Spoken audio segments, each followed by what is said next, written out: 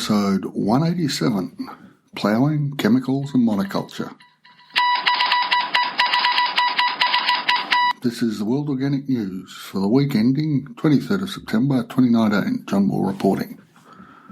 Decarbonise the air, recarbonise the soil. A couple of Sundays ago I heard a podcast from the ABC here in Australia entitled Land Use, Climate Change and the Role of Soil. Quote, Rear Vision looks at how we come to farm the way we do and how that fits into the climate change story. This is not a program about organic farming, but it is a program about soil, end quote. And I think you all know that I think it's time we moved away from organic anyway. As I've mentioned elsewhere, most organic certification systems rely upon ideas that do everything that chemical farming does, but without the chemicals. They use the same or even more diesel and days of hand weeding. There is a better way. In fact, there's many of them. So the show looks at three areas needing attention in Australia and the world now. Well, probably 20 years ago, but definitely now, as you can tell from the title. And those were cultivation, chemical additives, and monoculture. Cultivation, we know so many don'ts about this, it's just not funny. The way it destroys soil structure. And here in Australia, of course, with moldboard ploughs and then with the discs introduced from the US, sort of mid to early 20th century, we were basically just building mud bricks. We know that cultivation destroys mycelia, destroys bacteria, and of course it leads to the loss of soil carbon, which only means one thing, more CO2 in the atmosphere. The other problem they identified was chemical additives. That's both fertilisers, herbicides and pesticides. Just the chemical fertilisers, poisons the soil microbes. And as they die, they do provide some food for plants, but once dead, you need more and more chemicals each year.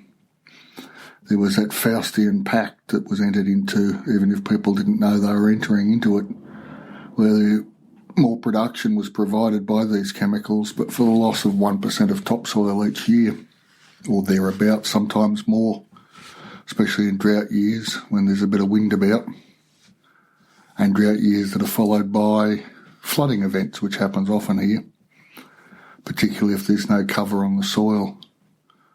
So it would appear that from the literature we have 40 to 100 harvests left. 60 is the most common figure quoted, and that's a gobsmacking figure.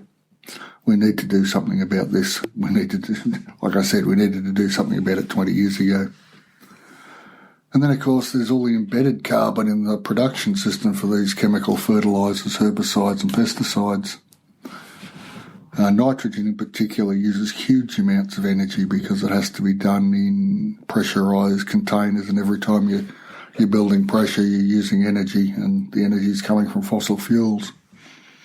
Then you can toss in the transport of moving the things about on the backs of trucks and whatnot, and that just adds even more carbon footprint to the products and eventually to our food, which is something that the food system is something that really needs to be fixed. Of course, there are other ways of doing things that don't require these sorts of chemical additives. I heard a really interesting podcast on Korean natural farming last week that I'll be looking into in a further episode of this particular podcast. And of course we'll be doing one on zero budget natural farming out of India. What these two systems have in common is they use what's available wherever the farmer is. The other problem with chemical additives, as I've mentioned before, with the loss of topsoil and the fact that you need to add more chemicals each year, is the debt spiral that some farmers find themselves trapped into. Now, things are crook in the developed world. If you look back to episode 175 and dairying the canary in the mine is a warning to the industrialised world of what's happening in agriculture.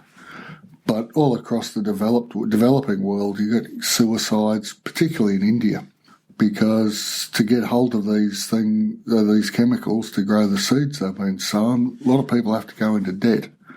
And if you get a failed crop, then you're ruined. And people are just committing suicide. It's just unbelievably painful to research and talk about it, it must be hell for themselves and their families.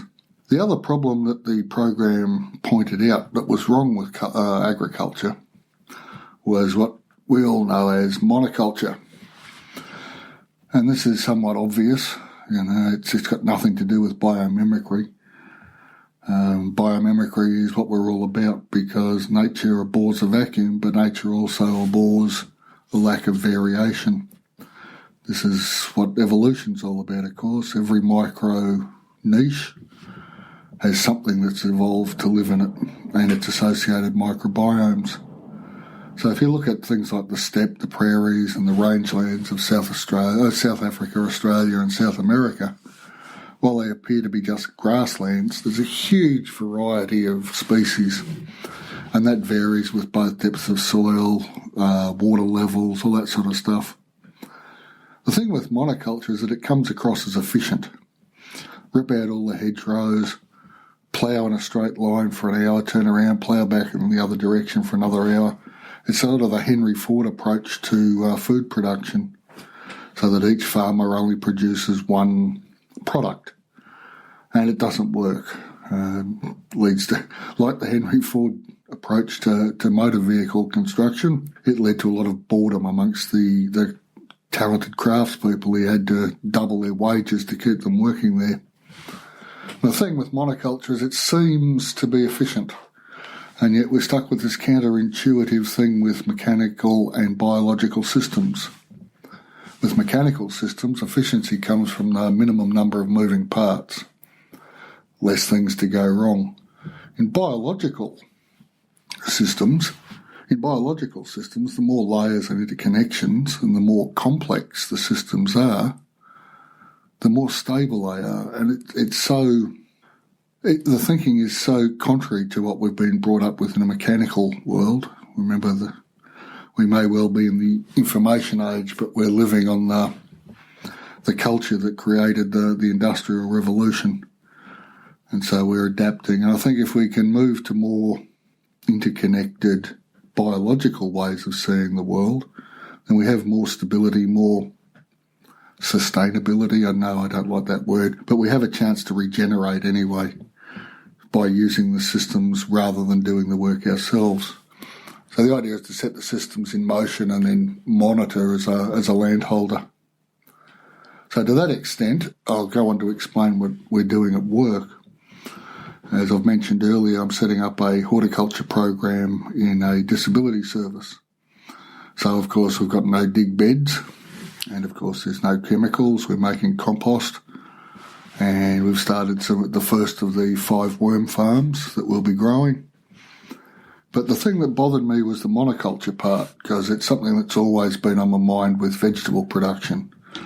Long beds, 100-metre beds of cabbage or lettuce all in one row, which, while it can be disruptive if you've got different things in different rows as you go across the paddock, it still is a monoculture in some ways.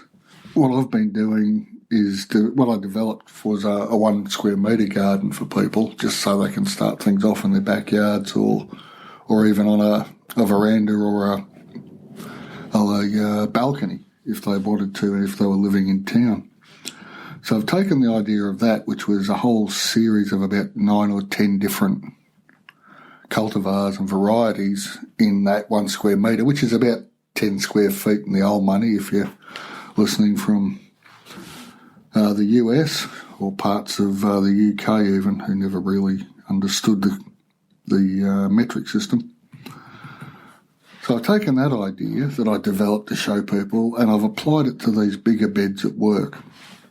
They're 3 metres by 1.5, so whatever that is in the old money, 10 by 5 or something feet. I can't remember. We've got 27 different seed varieties, flowers, vegetables and things. And I've set up a non-regular grid pattern across these beds. And while they're formally in the plan based on 10 by 10 centimetre squares, once we actually get into the planting, the straight lines disappear because we're dealing with humans, and humans don't do real good at planting things out in straight lines. And that's fine. I'm happy to do that because I'd like to see the variation. But the 27 varieties have come together in a way that I've been able to consider companion planting. Now, rather than plant out all 10, because I'm still learning the climate here, and each season is different, each spring is different from the previous one, what we're going to do is plant out these beds 1 week at a time with the same thing in each bed, but rotated slightly. So that there's always the interconnection of different varieties together, different species. I get to see what works, what doesn't in this season. And by the time we're finished, the first bed will be 10 weeks old when the last one's going in.